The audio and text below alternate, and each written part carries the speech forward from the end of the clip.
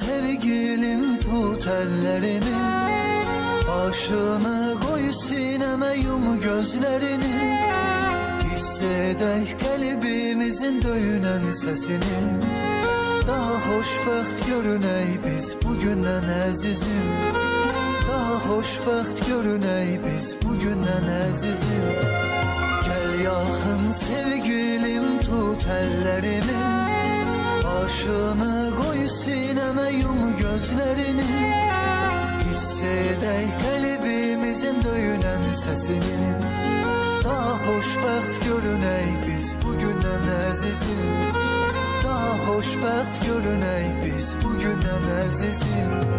Sevə sevə gələrəm yanına, səni sararam qollarıma, alıb apararam öz dünyama. Bir ömürlük həmdəmim olasan mənə yar. Sevə sevə gələrəm yanına, səni sararam qollarıma, alıb apararam öz dünyama. Bir ömürlük həmdəmim olasan mənə yar. Sevə sevə gələrəm, səni sararam, alıb apararam.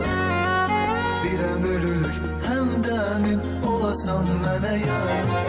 Sevə sevə gələrəm yanına.